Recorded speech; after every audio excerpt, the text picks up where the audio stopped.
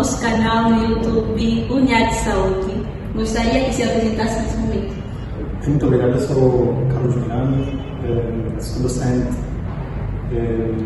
lecionando na Universidade Metodista de Angola, estou da anatomia, fisiologia humana e também dou aulas nas cadeiras de neurociências, como é a neurofisiologia, o curso de fisioterapia, também neurociências, o curso de psicologia. Eu sou licenciado em enfermagem da Universidade de Estudante. Tenho uma pós-graduação em auditoria clínica. Sou mestrando em gestão ambiental. Bem, eu tenho muita dificuldade de falar de mim, então esse é o básico que eu posso presumir de mim a respeito da vida acadêmica. Eu leciono no ensino superior há sensivelmente 9 anos, como docente universitário. E sempre voltado para as cadeiras de anatomia, fisiologia humana. Então, eu gosto de conversar. Parece ser uma paixão. Sim, eu sou docente por gosto. Dentre todas as outras saídas profissionais que o meu curso ofereceu, eu sempre me revi melhor no ensino. Já trabalhei na área de assistência, já trabalhei na área de auditoria clínica, já trabalhei como gestor hospitalar, diretor do hospital municipal. Minha formação está muito ligada à interação com pessoas e provavelmente isso me dá também a liberdade de estar frente aos estudantes e ensinar. Muito bom, professor. Muito obrigada. Para entrarmos diretamente no tema que nos traz hoje aqui, vamos falar sobre neurociência. Professor Carlos, pode fazer uma introdução básica sobre neurociência para que o pessoal que está nos assistir possa perceber o que é a neurociência?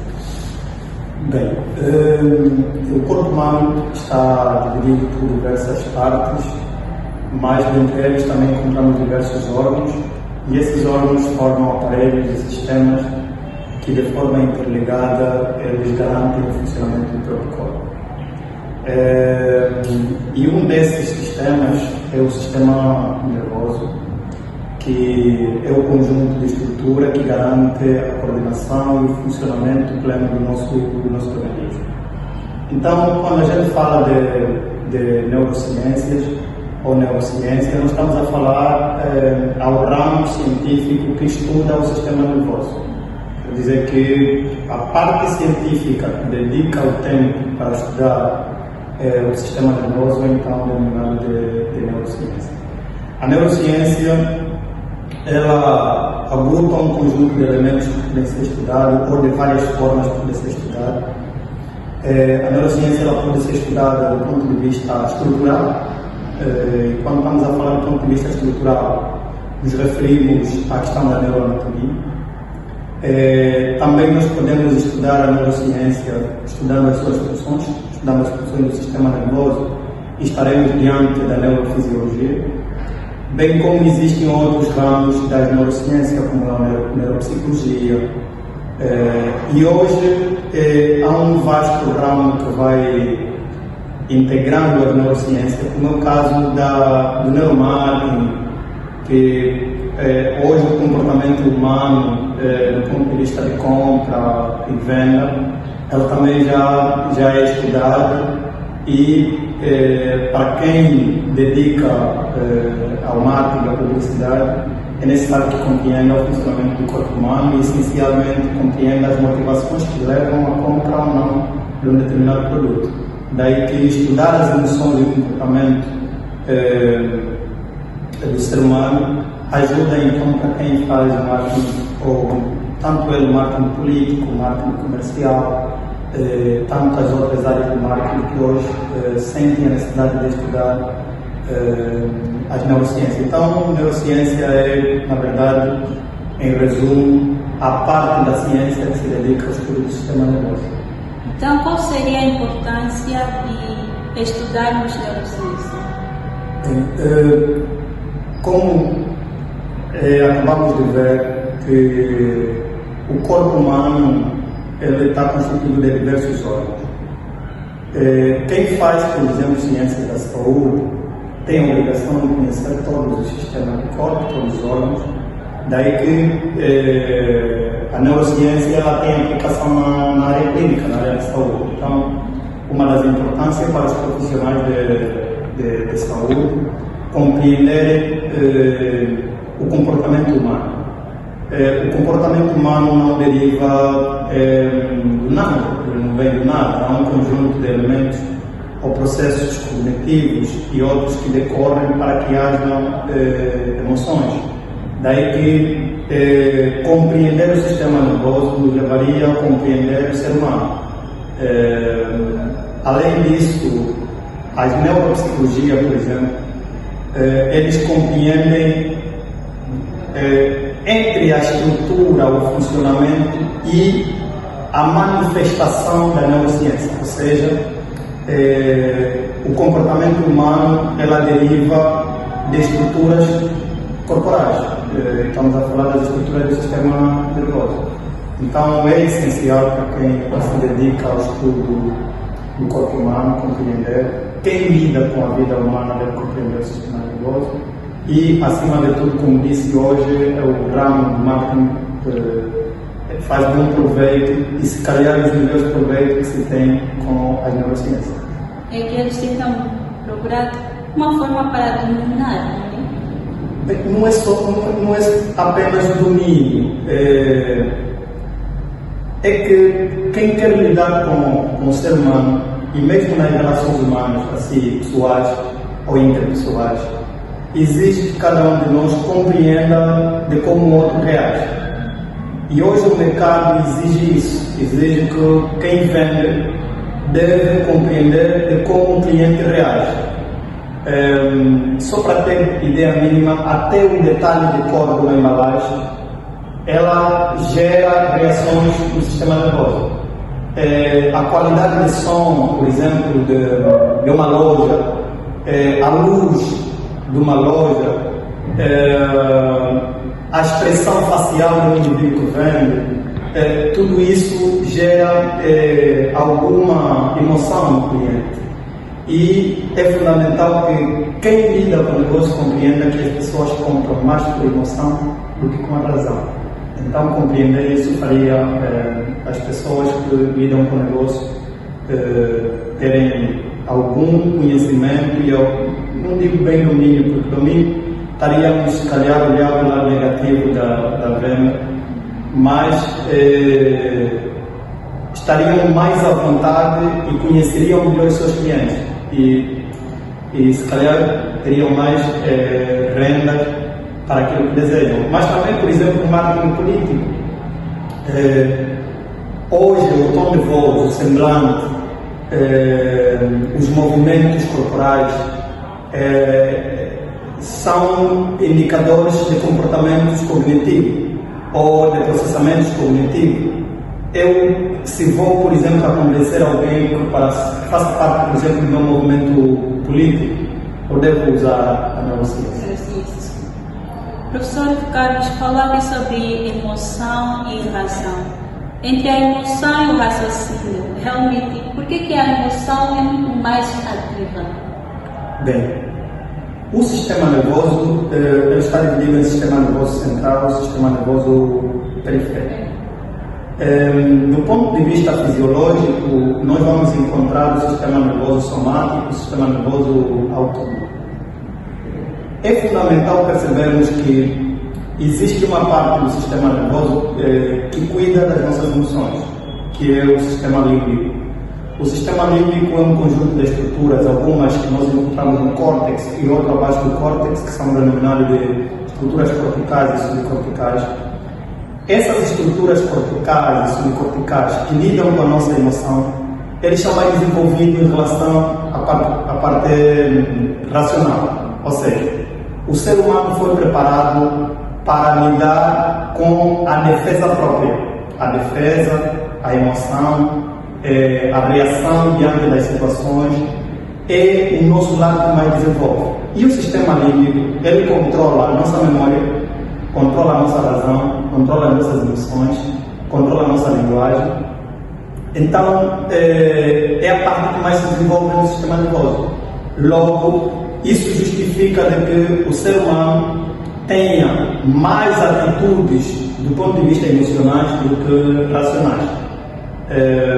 Primeiro é isso. Segundo, o comportamento ou o funcionamento das estruturas do sistema nervoso, nós temos uma trajetória das informações. As informações saem da periferia e todas elas chegam diretamente para uma zona que nós chamamos de tálamo.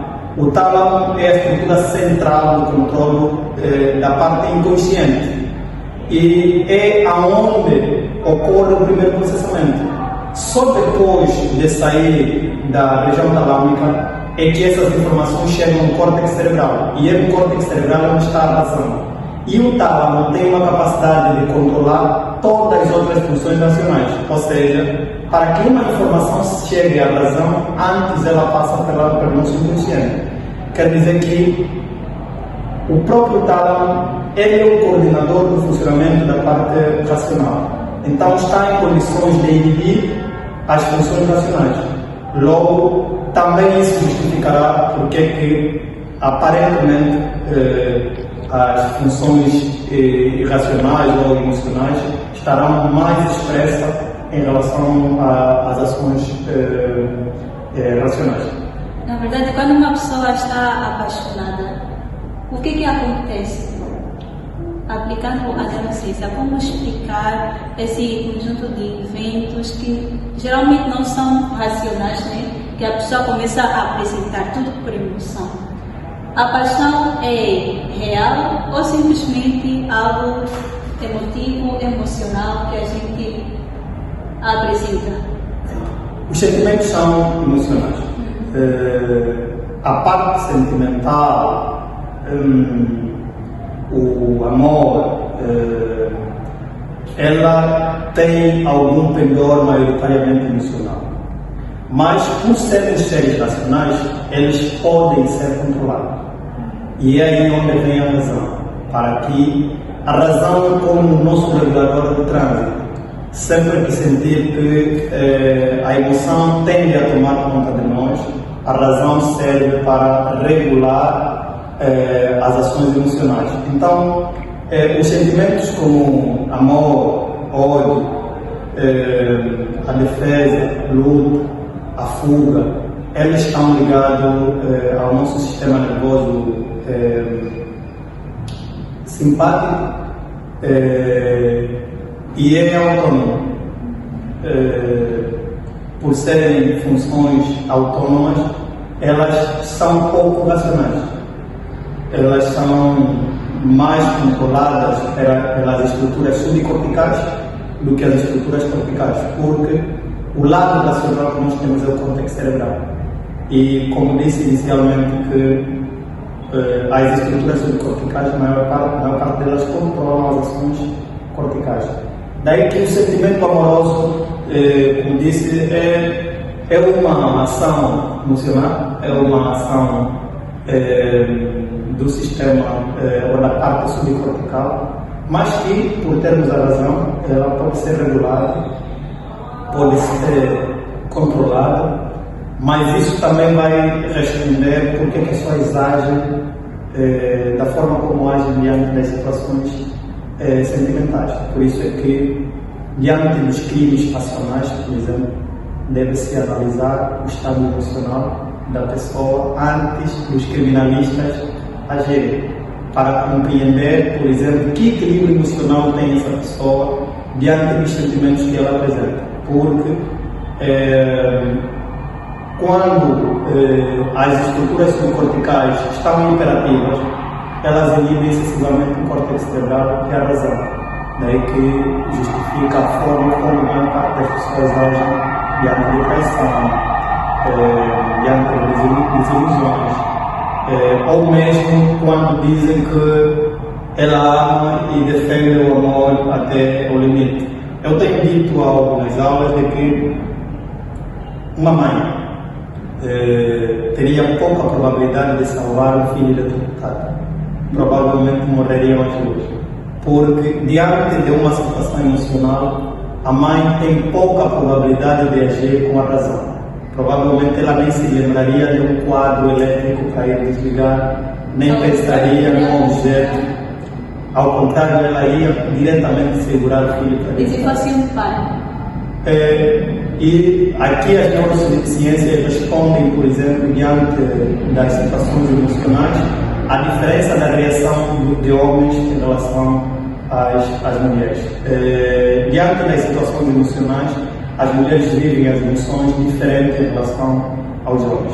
Diante dessas situações, os homens usam mais a razão em relação à emoção. Logo, acaba justificando porque que um pai iria pensar num quadro elétrico em vez de pensar, por exemplo, em puxar o bebê ou a criança da eletricidade. Muito bem, professor Carlos. Eu gostaria que me explicasse nesse evento aqui. Eu tenho uma prova para fazer amanhã.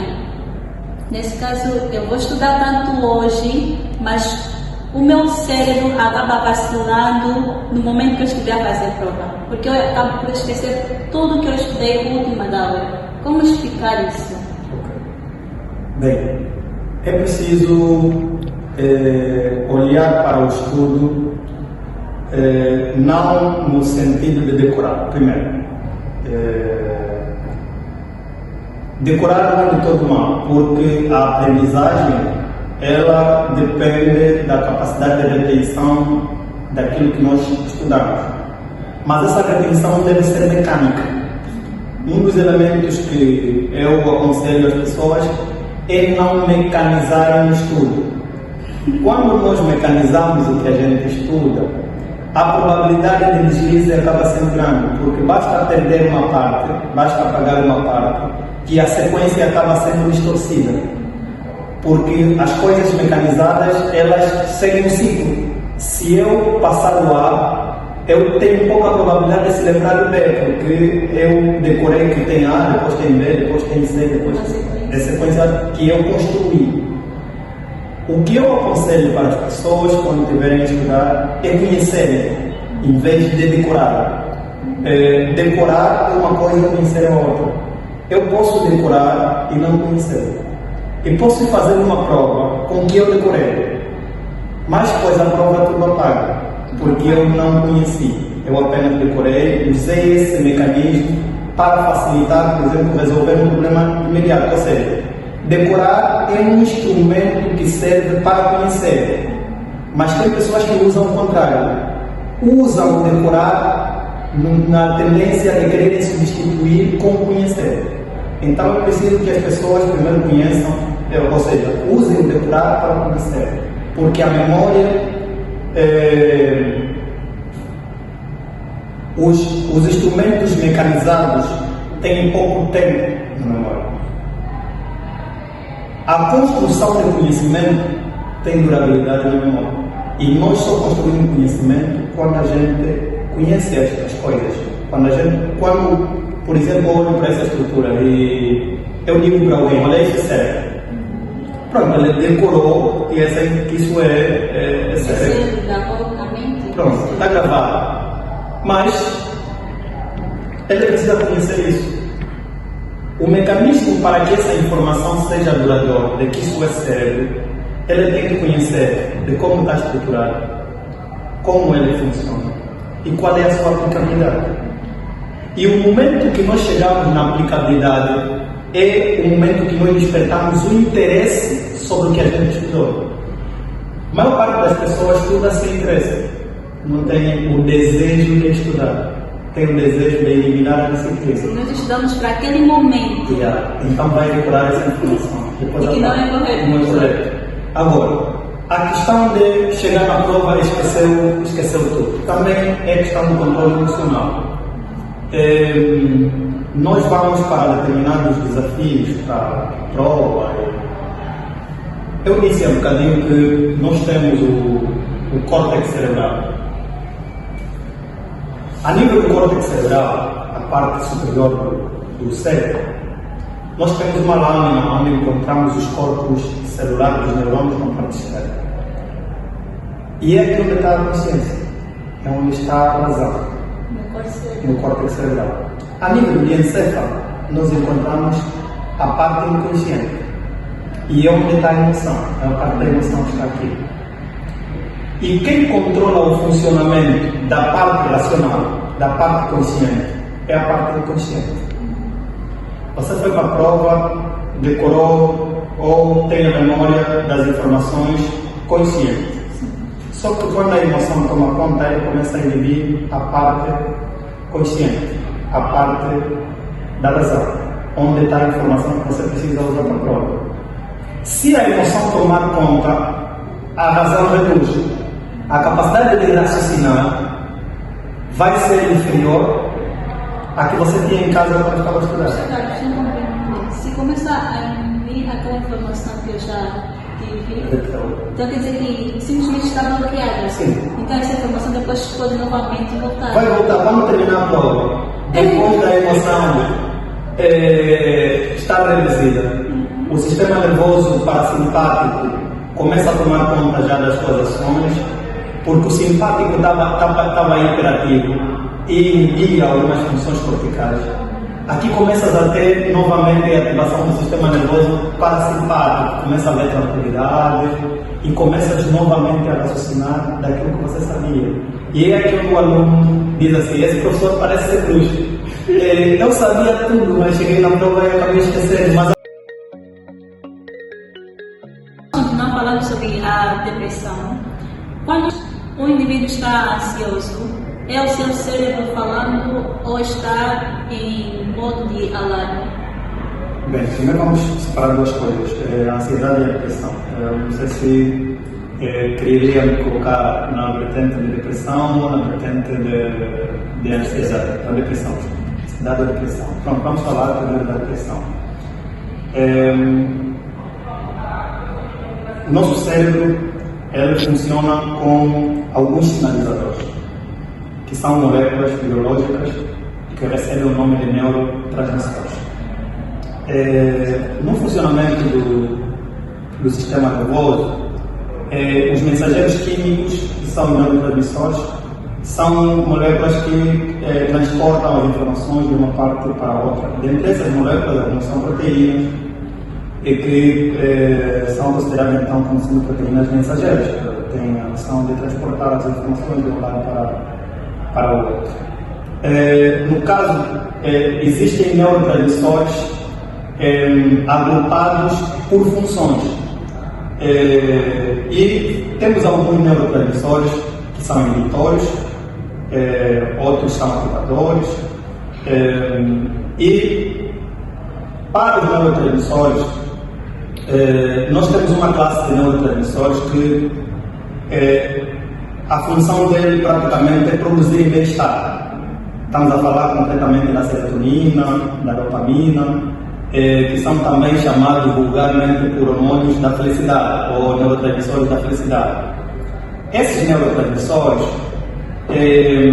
diante a sentimentos desagradáveis, como a sensação de fracasso, a sensação de incapacidade, elas vão reduzindo a sua produção. Ou seja, uma pessoa deprimida, ela tem a redução da produção de hormônios como os neurotransmissores como a dopamina, a serotonina, e essa diminuição desses hormônios reduzem um conjunto de ações ao nível do nosso organismo. Uma delas, por exemplo, é o nosso cérebro. Uma delas é o funcionamento do lobo pré-frontal, que é essencial para este controle.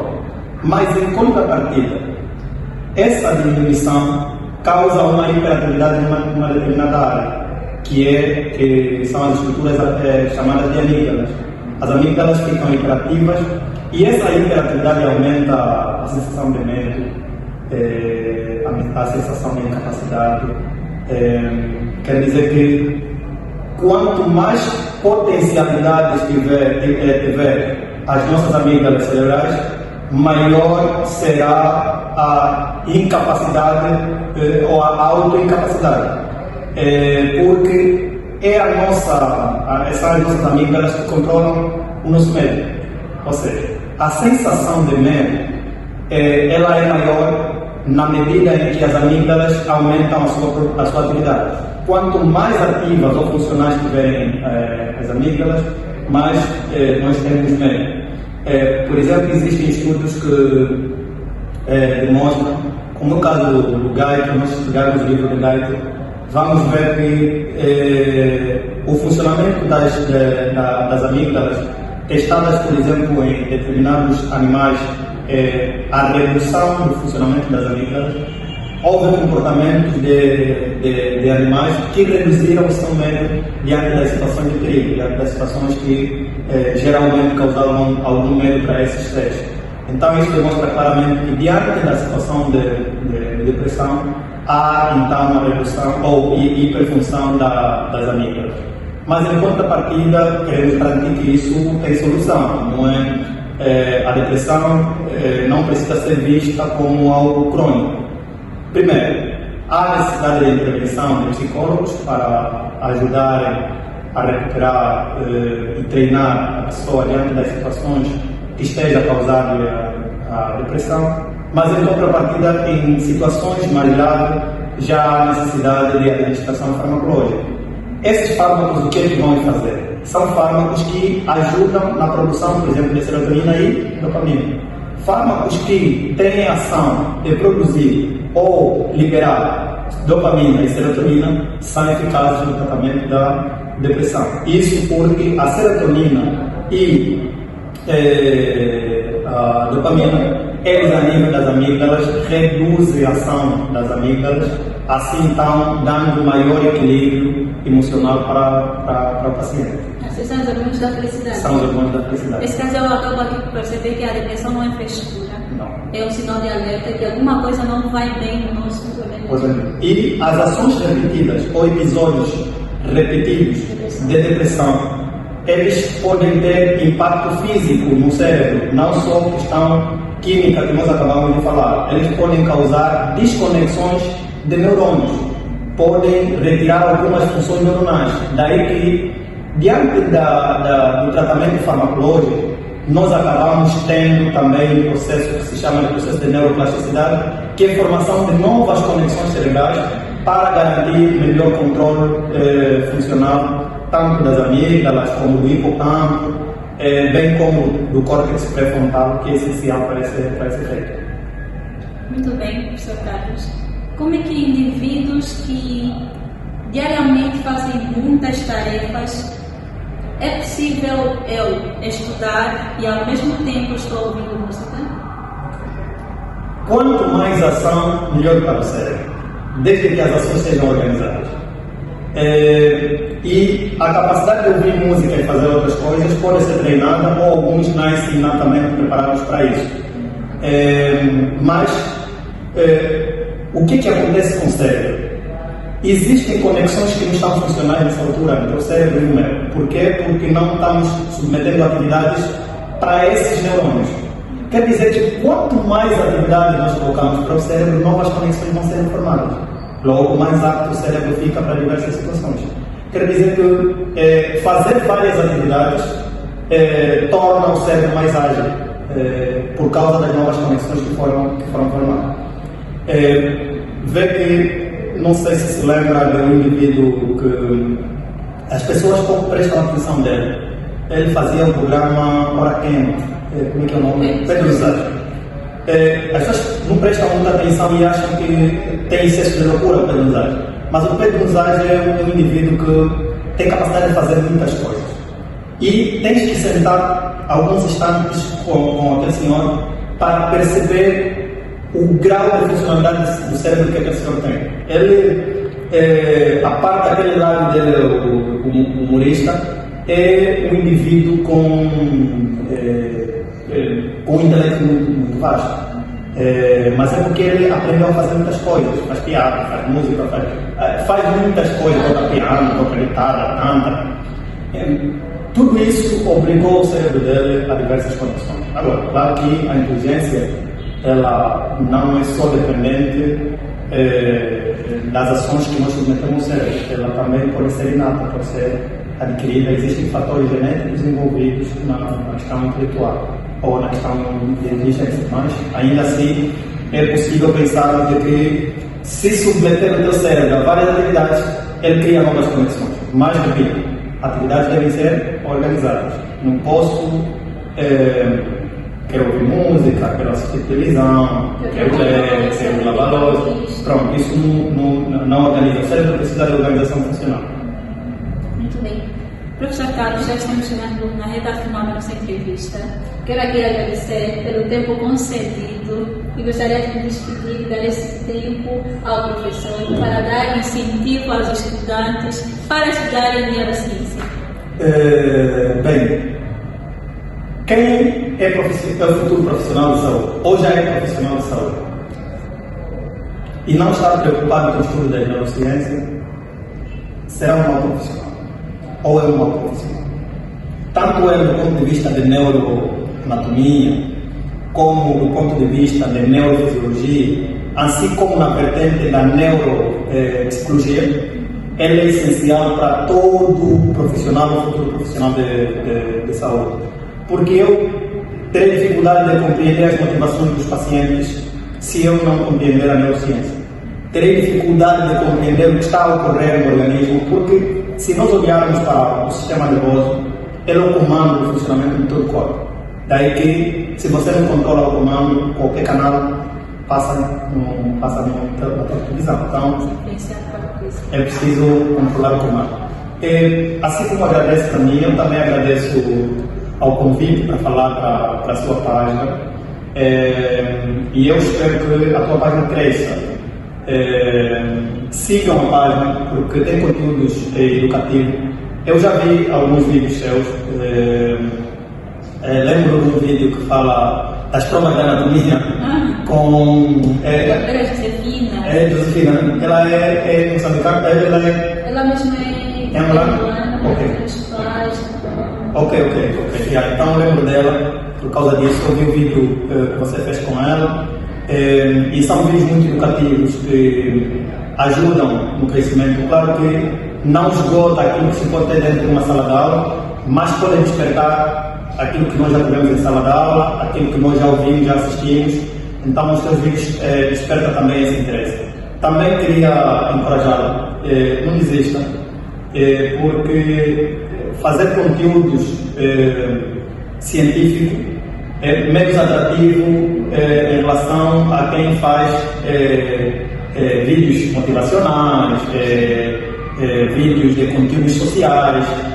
Acaba sendo mais atrativo desse lado do que para o lado científico. Então, trazer conteúdos científicos é desafiante.